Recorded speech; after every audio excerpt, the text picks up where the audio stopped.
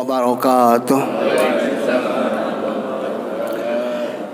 Bismillahirrahmanirrahim. Alhamdulillah rabbil alamin, wassalatu wassalamu ala sayyidina Muhammadin wa ala alihi wa sahbihi ajma'in.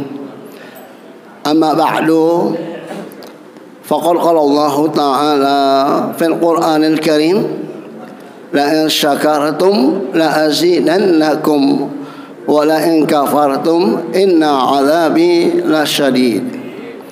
Shadaqallahul azim. Bapak-bapak, para remaja hadirin yang dimuliakan Allah Subhanahu wa taala.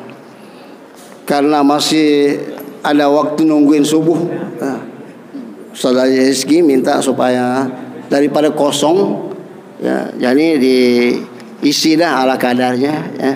Saat musyrik murtali Hadirin sekalian, kita sekarang ini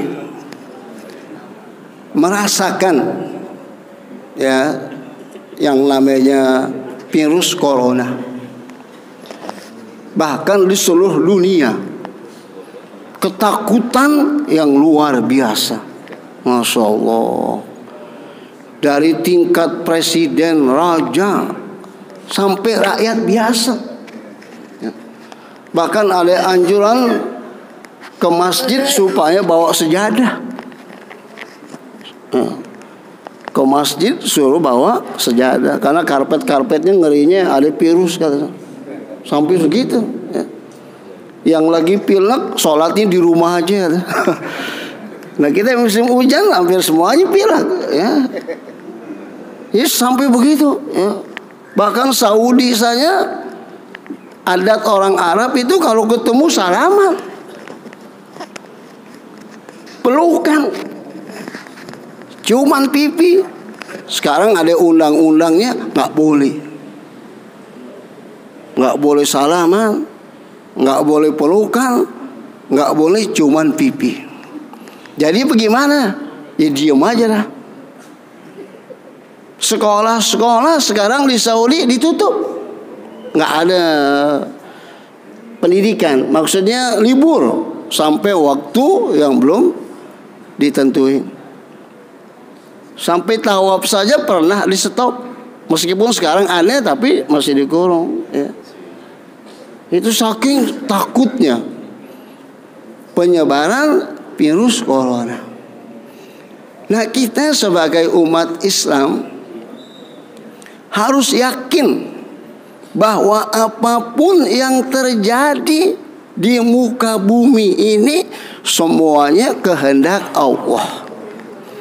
Meskipun kita juga harus hati-hati, karena ada istilah la yanfa'ul hadaru minal qadari.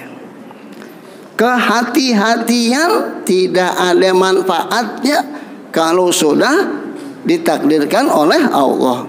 Kita jalan hati-hati, jangan sampai ditabrak. Tapi kalau takdirnya ditabrak, ya ditabrak. Itu yang hati-hati begitu. Bagaimana yang gak hati-hati? Jadi dalam Islam itu ada aturan hidup. Kalau kita baca di hadis ada dikatakan innallaha thayyibun la yaqbalu illa thayyibah, nadhifun yuhibbun nadhafata, karimun yuhibbul karamah, judun yuhibbul juda, fanadhifu abniyatakum wala tashabbahu bil yahud. Kata Nabi, sesungguhnya Allah itu thayyib. Thayyib itu kalau kita artiin bagus. La yaqbalu, Allah tidak menerima illa thayyiba, kecuali yang thayyib. Termasuk juga sedekah. Sedekah yang thayyib. Yang thayyib itu yang bagus. yang halal. Memberi makan begitu juga yang bagus, yang orang doyan. Ya, ngasih makan yang orang nggak doyan bagaimana? Dia juga nggak doyan dikasih orang, dia orang nggak doyan juga. Jadi memberi makan yang kita doyan dan yang orang doyan, dan memberi makan itu yang mengenyangkan. Kasih makan supaya orang makan kenyang. Ya, di sini alhamdulillah kalau ada acara pasti makannya nasi kembuli. Ya, alhamdulillah ya. Nu lagi pada dituangin itu ya. Terus hujan-hujan makan yang banyak supaya kuat ya. Ya, makan yang banyak itu nggak apa-apa ya. Tapi yang nggak boleh berlebih-lebihan. Apalagi kita niatin supaya badan kita kuat. Kuat bekerja, kuat beribadah, kuat bisa silaturahim, kuat bisa menolong orang, nggak apa-apa. Ya. Bahkan kalau kita lemas, jadi susah semuanya. Ibrahim bin Adham, dia bekerja memetik anggur, dapat upah nggak seberapa. Ketika upah itu dibelikan untuk makanan, untuk dimakan, saat dia lagi makan datang tamu, dia nggak tawarin, dia makan aja. Selesai makan dikasih tahu, ini makanan saya beli dari hasil kerja metik anggur. Kalau saya tawarin kamu makan, saya kagak makan. Kalau saya nggak makan, saya apa? Saya nggak kuat metik anggur. Itu. Ya. Nah, jadi Allah thayyibun, disuruh kita makan yang halal. Kulu mimma fil ardi halalan thayyibah. Makanlah yang ada di muka bumi ini yang halal, yang thayyib. Thayyib itu mustaladzat, yang enak, yang lezat, yang kita doyan. Jadi ajaran Islam bagusnya luar biasa, masya Allah. Kalau kita ikutin ya, segala cara hidup udah ada diatur semuanya, sampai makanan. Ya Allah, kalau kita lihat ya orang-orang di luar Islam ya makanannya, apalagi di India makan tai sampi. Tai sampi taruh di piring dimakan. Mengapa? Karena mereka mengatakan sampi itu Tuhannya. Jadi ketika dia berak, itu tai Tuhannya. Dimakan, anak-anaknya dicuburin ke tempat tai untuk tabaruk. Coba lihat itu. Beruntung nih kita menjadi orang Islam, ya Allah. Soal makanannya begitu juga. Ya, ada yang makan tikus hidup-hidup, kucing hidup-hidup digigit. Belum lagi yang makan yang lain. Kita disuruh makan yang halal. Makan daging onta, daging sapi, daging kerbau, daging kambing, daging ayam. Suruh makan ikan, dimasak, dicuci. Masya Allah, beruntung nih kita menjadi orang yang beriman. Begitu juga disuruh kita bekerja, mencari rizki yang halal. Makanan yang halal menjadi sebab diterimanya doa. Karena ada seorang datang ke Nabi minta didoain supaya menjadi doa mustajab. Artinya minta didoain supaya dia bisa memiliki doa mustajab. Nabi menjawab, "Atib mat'amaka takun mustajabat dakwah." Jadikan makananmu thayyib, halal, maka kamu akan memiliki doa mustajab. Itu doang. Nggak usah banyak-banyak baca doa. Kalau di kita, kalau belum habis hafalannya, belum berhenti baca doa, kita udah pegel banget rasanya. Kapan berhenti? Sambung lagi, masih banyak hafalannya.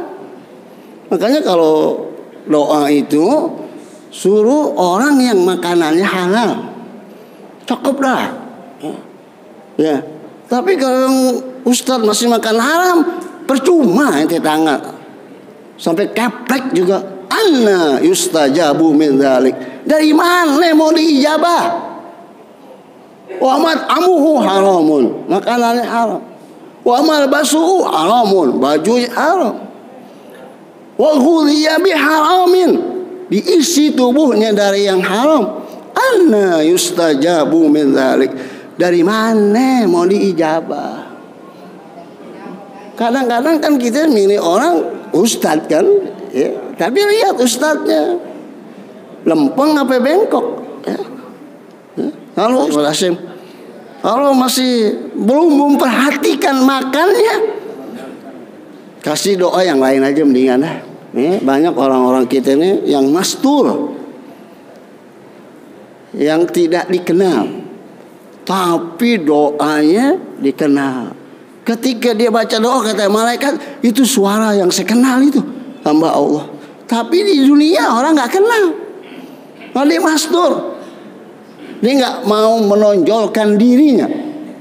Kalau bahasa Arab mengatakan tuh orang yang demikian tuh hubbu zuhur, orang yang selalu ingin tampil di depan umum supaya dikenal. Ya, nggak boleh ada pejabat dikit selfie semua. Ya. Ketemu lurah, ketemu camat, ketemu gubernur, selfie, sibuk ya.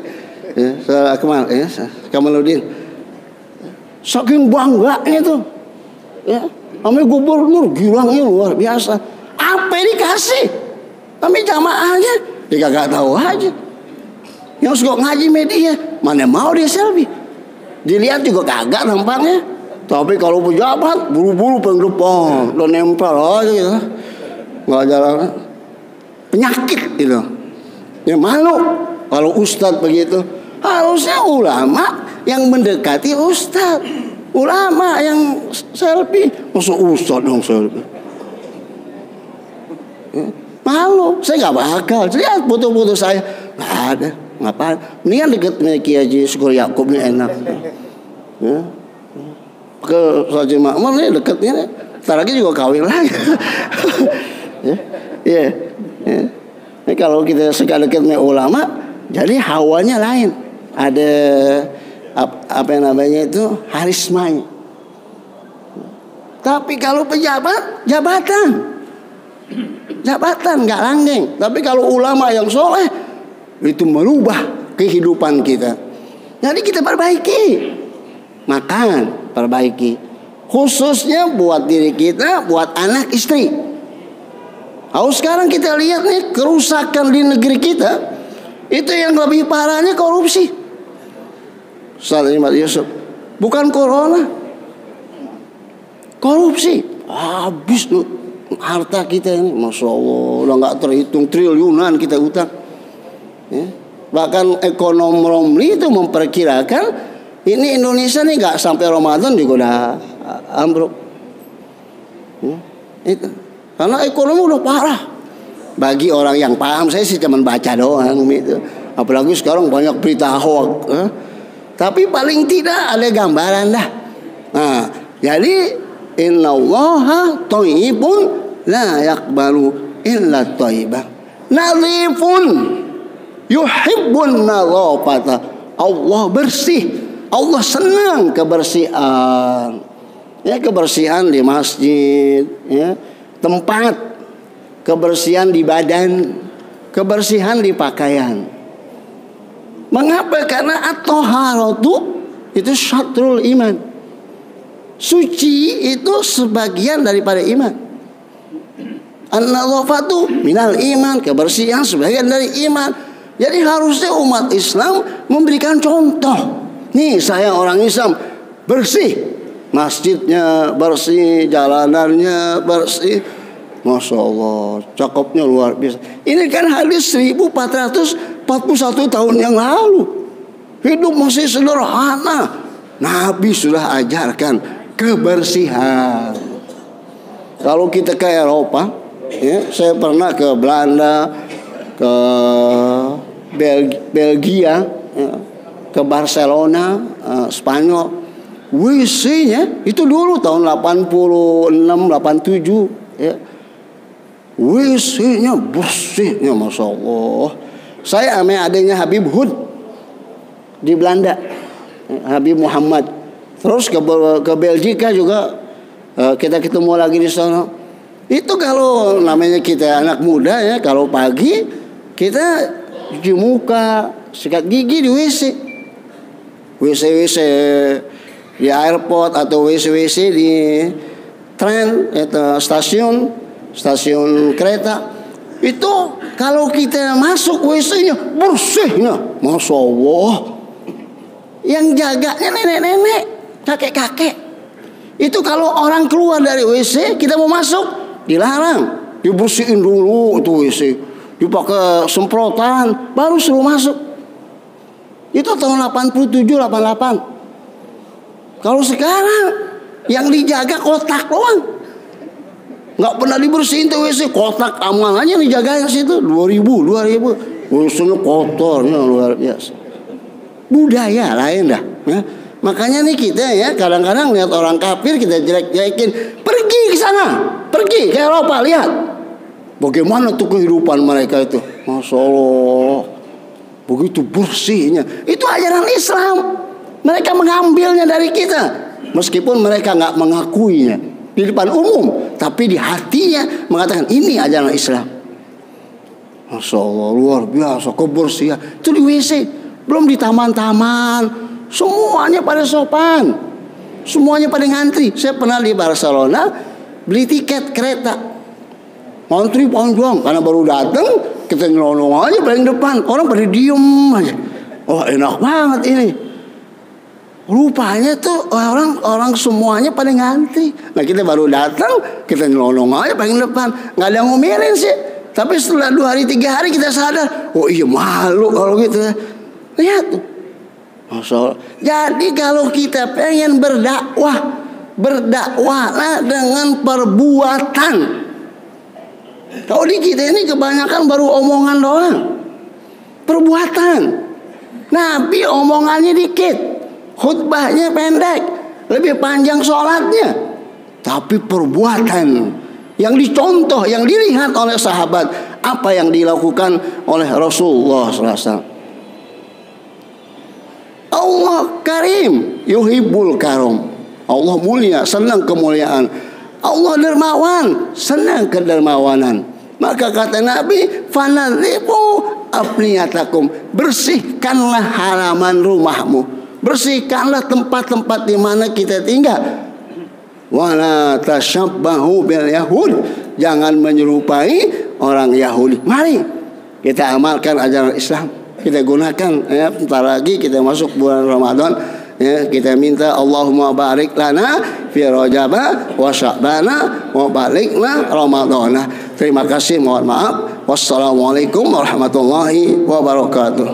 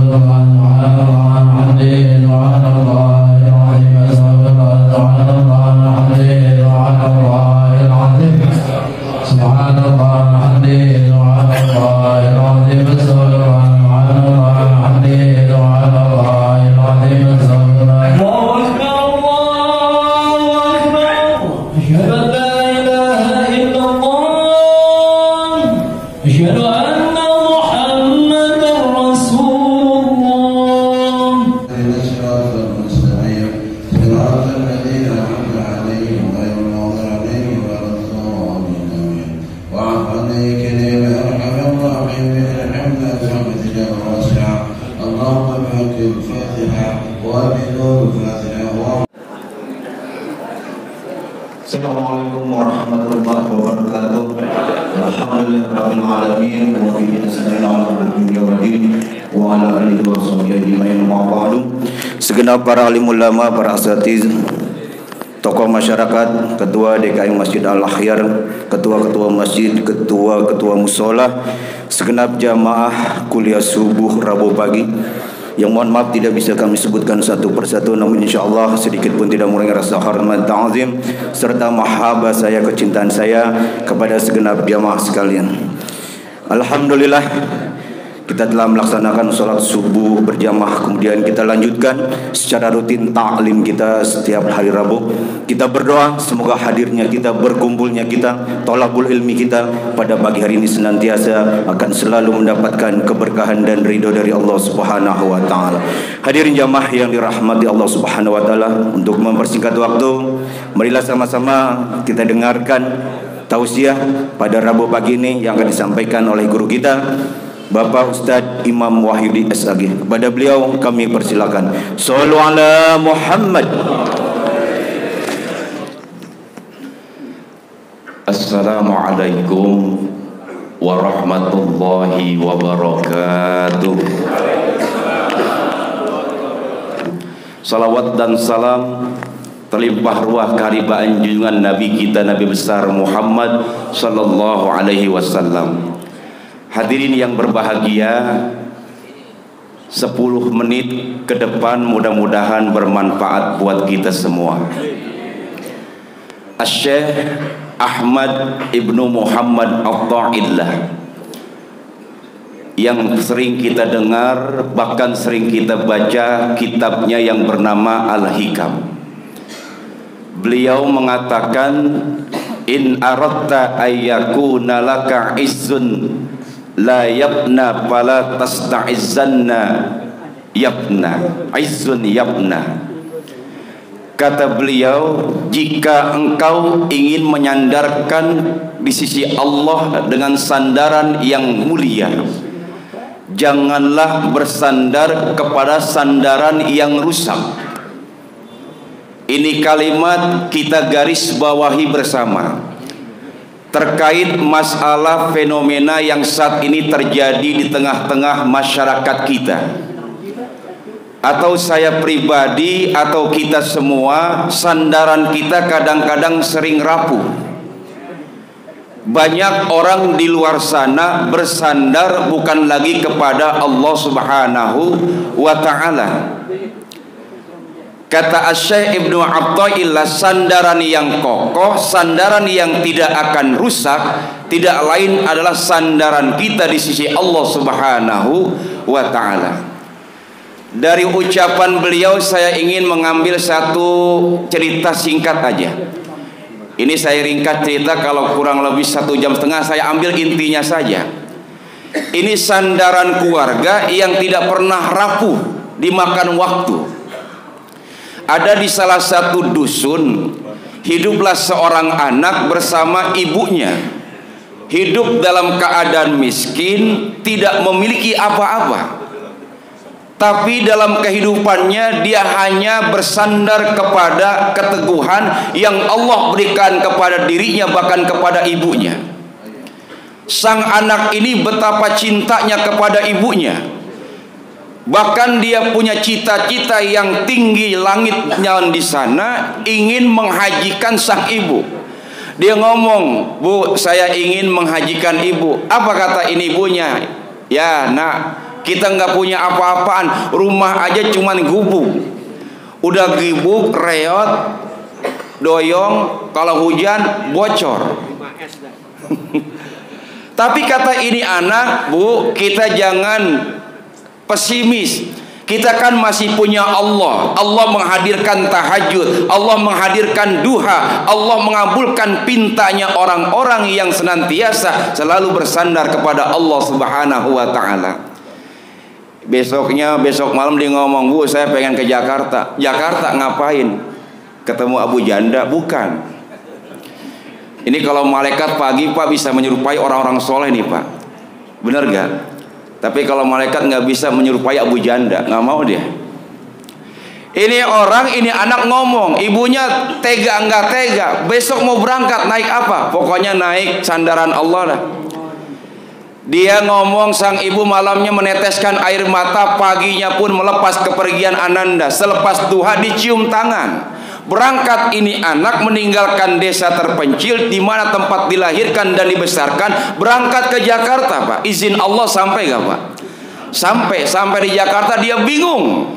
Ngelihat Monas bentuknya tinggi, ngelihat yang namanya lain bentuknya luar biasa.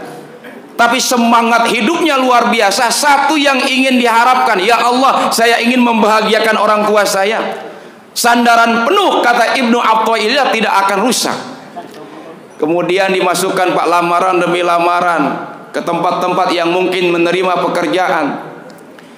Malamnya dia bernaung, dia bersimpu di pintu pedulinya Allah Subhanahu wa ta'ala. Tahajud dikencangkan, 2, 4 dan lain sebagainya. Paginya duha pun begitu. Didatangin itu tempat yang diberikan, yang dimasukkan lowongan, tidak diterima, tidak berkecil hati. Allah sandarannya. Apapun yang terbaik Allah yang akan berikan. Makanya dalam surah Al-Insyirah kan 2 tuh Pak, kita diberikan. Di balik kesulitan pasti ada kemudahan. 2 kali tuh Allah nyebut. Kesulitan pasti ada kemudahan. Kemudahan di balik kemudahan itulah Allah yang akan memberikan. Singkat cerita Pak, tinggal 1 nih. Tinggal 1 lamaran. Kata ini bocah malam-malam ngomong di hadapan Allah, "Ya Allah, tega amat kalau 1 ini lamaran tidak akan diterima. Kalau andai kata 1 ini lamaran tidak diterima, saya akan balik ke kampung. Apapun yang terjadi." Besoknya didatang Pak ke Indomaret. Di Indomaret diketemu datu sama pimpinan. Kata ini Pak pimpinan, "Ya lamaran Anda kami terima." Senangnya minta ampun Pak. Bangga hati, besar diri, bangga banget tuh. Meskipun cuma hanya jadi office boy. Gaji 500.000 Pak. Dia ngontrak lebih daripada itu, belum yang namanya kehidupan Jakarta, lampu dan sebagainya. Tapi dia kembali, dia senyum itu semua. Bekerjalah ini anak. Sebulan 2 bulan digaji dah tuh 500.000. Ini 500 akan dititip buat siapa? Buat ibunya berangkatin haji. Ketika sedang asik bekerja, ngelap ya jendela dan lain sebagainya, tiba-tiba ada pengemis ibu-ibu masuk tua renta. badan kumal, berhias debu jalan, rambutnya gimbal, ya pengemis Pak. Masuk ke dalam, terdengar oleh ini telinganya, keluar Anda, teriakan yang keras, keluar Anda, diusir sama ini yang punya. Dia lagi kerja berhenti, kenapa? Dilihat dan diingat ibundanya. Ya Allah, kalau ini ibu ditolak, diusir, saya ingat ibu saya di kampung. Keluar ini pengemis, dikejar sama ini anak muda. Sambil dikejar dipanggil, ibu sebentar, bu sebentar, bu berhenti di pengemis. Ada apa nak? Ibu diusir. Iya wajar saya diusir. Kenapa? Badan saya seperti ini, kehidupan saya seperti ini, wajar. Ibu ngapain? Saya minta uang nggak banyak. Berapa? Cuma 2.000. Cuma 2.000. Ibu dapat. Yang saya dapatkan hanya caci makian dari pemilik toko ini. Yaudah ibu jangan mana-mana dulu. Ibu jangan kemana-mana dulu setelah yang satu ini. Kayak iklan Pak. Mau kemana? Sebentar bu, balik nih Pak anak muda. Diambil uang gajian pertama berapa tadi? 500.000. Dibalik lagi, diberikan kepada ini tua renta. Bu, ini gaji saya pertama. Jangan nak, itu gaji pertamamu pasti kau buat orang tua. Udah ibu ambil aja. Jangan nak, ambil. Jangan ambil, jangan. Akhirnya diambil juga. Yaudah terpaksa lah, karena dipaksa. Diambil sama ini ibu-ibu. Kemudian apa? Ternyata dia berdoa, nak, suatu saat ini toko akan menjadi milikmu. Suatu saat ini Indomaret bukan yang hanya aja di Jakarta, pasti seluruh Indonesia milik kau.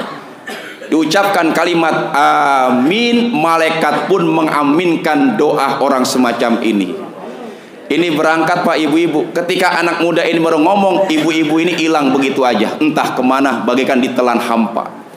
Udah dilanjutkan pekerjaan, baru melangkahkan selangkah, 2 langkah, 3 langkah, ada yang manggil dari belakang Pak. Hei anak muda sebentar, anak muda sebentar. Kaget tuh pas nengok Pak, ada orang manggil dari dalam mobil. Mobilnya harga 2 miliar. Anak muda sini kamu. Saya tuan, pikiran ini anak muda. Ya jangan-jangan ini saudara yang punya Indomaret kali ini. Ya ini saya sebut Indomaret aja, padahal bukan Indomaret. Padahal yang punya toko ini jangan-jangan. Udah sini kamu. Selangkah 2 langkah dihampiri nih orang yang manggil. Tuan manggil saya. Iya saya manggil Anda. Masuk ke dalam. Pintu Pak, mobilnya otomatis. Kaget anak muda. Astagfirullahaladzim, orang kampung. Masuk ke dalam, dipikir apa? Kayak ilmari es, dingin banget. Apa kata ini orang kaya? Itu tadi siapa? Itu bukan siapa-siapa Tuan, tapi itu adalah orang lain. Tapi saya ingat kepada ibu saya. Oh bukan orang tua kamu, bukan. Apa yang kau berikan? Enggak banyak saya berikan. Gaji saya 500.000. Gaji kamu ya buat siapa? Buat dia. Nangis Pak, ini orang kaya. Orang kaya ini nangis. Pelajaran apa yang kau pelajari, yang kau dapat dari orang tua kamu? Pak, saya cuma satu, sandaran saya kepada Allah. Allah yang memberikan, Allah yang menghidupkan, Allah yang mengutuhkan segala-galanya. Nah, pelajaran berharga inilah yang saya dapat pada kesempatan hari ini. Belum pernah saya melakukan hal yang semacam Anda. Udah begini aja, kamu ya belajar, kerja di sini udah berapa bulan atau tahun? Saya baru 2 bulan Tuan, udah pindah ke tempat saya. Gaji kamu 500, saya berikan 2 juta. Maaf Tuan, saya sudah tekan kontrak. 3 juta nak, maaf Tuan, saya tidak mau membohongi diri saya. 4 juta, maaf Tuan, saya tidak mau membohongi orang tua saya di kampung. 5 juta, Tuan mohon maaf, ini sudah tekan kontrak. 6 juta, maaf Tuan, mungkin orang lain bisa. 10 juta nak, kapan saya mulai kerja? Masya Allah, 10 juta kapan saya mulai kerja? Pak, lihat ditinggalkan kerjaannya. Kenapa? Karena sandarannya hanya kepada Allah Subhanahu.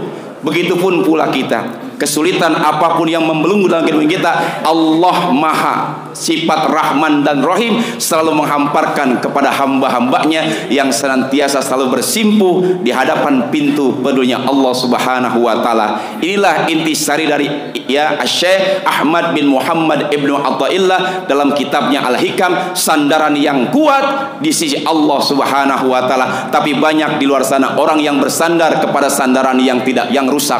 Apa itu?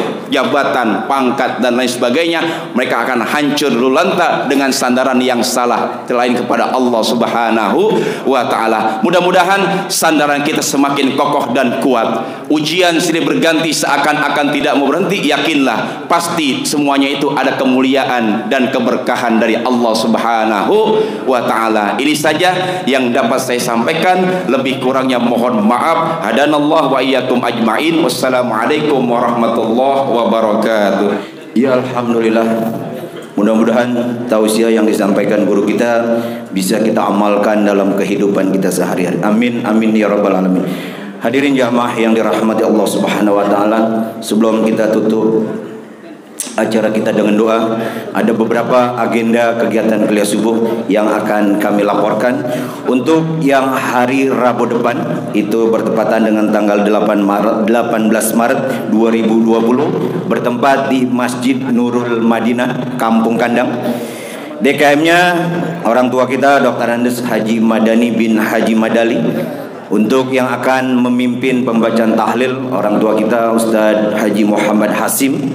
Kemudian untuk imam Kiai Haji Hasan Fahmi, dan tausiah atau maizu hasanah akan disampaikan oleh guru kita Kiai Haji Dr. Andes Sulaiman Rahimin. Dan yang untuk hari Minggu itu di Masjid Al-Wusta Mangga Besar, itu di perempatan Mangga Besar. 2.260. Dan untuk kantong hijau pada pagi hari ini berjumlah Rp2.260.000. Alhamdulillah. Untuk itu marilah sama-sama. Yang untuk hari Sabtu di Serengseng, Pak Haji Haryan, di musola, di Masjid Nurul Ilmi YPR. Ya. Yang untuk hari Sabtu di Cilandak, di Masjid Nurul Madinah. Di Cilandak juga itu ya. Ya, untuk itu marilah sama-sama kita bacakan suratul Fatihah. Yang pertama kita doakan orang tua kita Bapak Haji Muhammad Nur Satiri, itu kehilangan motor PCX. Kita doakan senantiasa motor yang hilang Allah ganti dengan yang baru, dan orang tua kita senantiasa Allah berikan kekuatan dan kesabaran, dan orang-orang yang telah menginfakkan, mendermakan, mensodakokan hartanya untuk kegiatan kuliah subuh, senantiasa hajat-hajatnya Allah kabul dan Allah ijabah. Kemudian Allah angkat derajat ekonomi kita, Allah muliakan hidup kita di dunia wal akhirat. Dan orang-orang yang sedang membangun masjid, di antaranya orang tua kita Bapak Ustadz Haji Mursali di Masjid Al-Barkah, itu sudah rata dengan tanah saya lihat kemarin, dan juga di Masjid Al-Mutmainah, kemudian juga alhamdulillah di Masjid Al-Bahja kami tinggal finishing. Kita doakan senantiasa pembangunannya Allah berikan kemudahan, Allah berikan kelancaran, dan para donatur senantiasa Allah berikan rezeki yang banyak, yang berlimpah. Ala hadhihi wa likulli natin salihah wa ila hadratin nabi al-fatihah. A'udzu billahi minasyaitonir rajim. Bismillahirrahmanirrahim. Alhamdulillahirabbil alamin arrahmanir rahim maliki yaumiddin. Iyyaka na'budu wa iyyaka nasta'in ihdinas siratal mustaqim siratal ladzina an'amta 'alaihim ghairil maghdubi 'alaihim waladdallin. Amin. Untuk doa penutup guru kita Kiai Haji Syukur Yaqub. Dari saya cukup sekian. Wabillahi taufiq wal hidayah wa ridha wal inayah. Assalamualaikum warahmatullahi wabarakatuh. Nastaghfirullah al-azim, nastaghfirullah al-azim, nastaghfirullah al-azim min kulli dhanbin ataynahu aw hamamnahu bihi. Ya Allah, ya Allah, ya Allah, salli ala habibika wa safiyyika wa khalilika sayyidina Muhammad sallallahu alaihi wasallam wa qdi hajatina ya Allah, واقضي حاجتنا يا الله، واقضي حاجتنا يا الله، عجل به بالإجابة إنك على كل شيء قدير وبالإجابة جدير. اللهم لك الحمد وإليك المشتكى وأنت المستعان ولا حول ولا قوة إلا بالله العلي العظيم. وصلى الله على سيدنا محمد وعلى آله وصحبه وسلم والحمد لله رب العالمين.